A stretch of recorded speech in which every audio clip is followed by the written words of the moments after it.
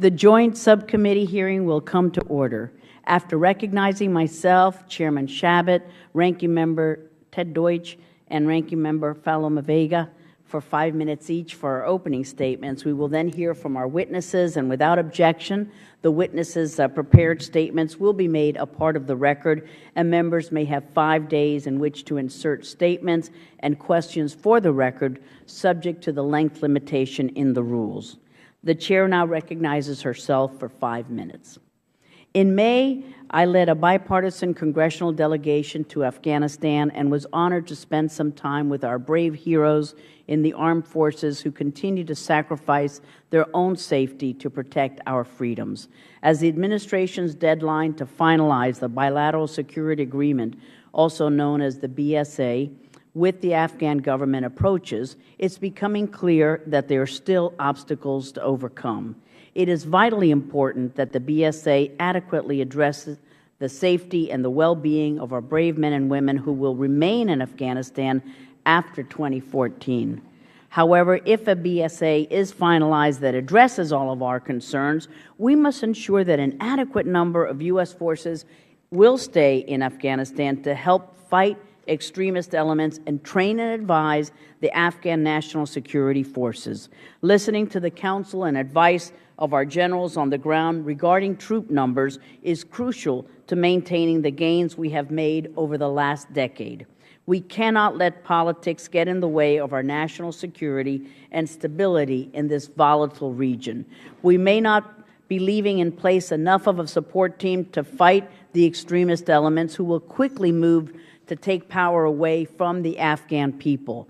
I remain highly skeptical of the Afghan security forces' ability, political will, and commitment to fight jihadists on their own. Last week, an Afghan Special Forces commander defected to an insurgent group allied with the Taliban, taking with him most of his unit's guns, ammo, high-tech equipment packed in a Humvee. We cannot risk allowing the Taliban to retake control of Afghanistan, reversing the significant progress made by our heroes in uniform. This will also lead to al-Qaeda regrouping and stepping up terrorist activities, using the safe havens in Pakistan as a staging ground, posing a real danger to our national security interests and those of our allies in the region.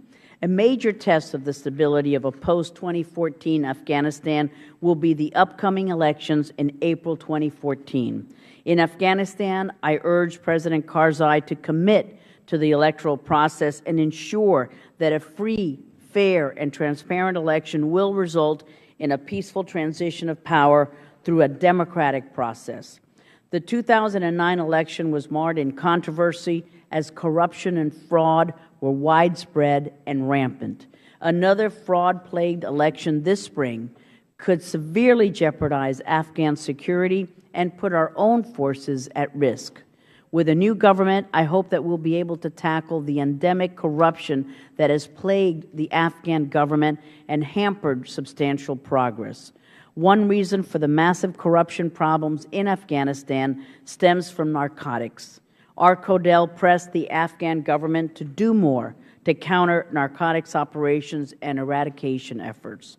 During the last poppy season, it's disappointing that the Afghan government wasn't willing to provide security for the eradication teams. Combating the nexus between terrorism financing and narcotics trafficking is vital to stabilizing the security situation in Afghanistan so that terrorist organizations cannot finance their illicit operations. And let's look at Pakistan's role on the security situation in Afghanistan. For Afghanistan to achieve security and stability, Pakistan is going to have to play a stronger and more positive role.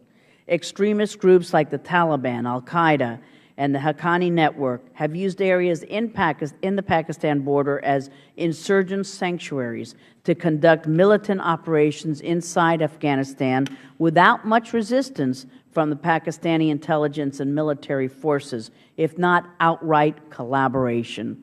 Because Pakistan is vital in establishing stability in the region, we must work with the government, but we mustn't continue to give billions of dollars in aid to Pakistan and hope and pray and wish that the Prime Minister will work with us.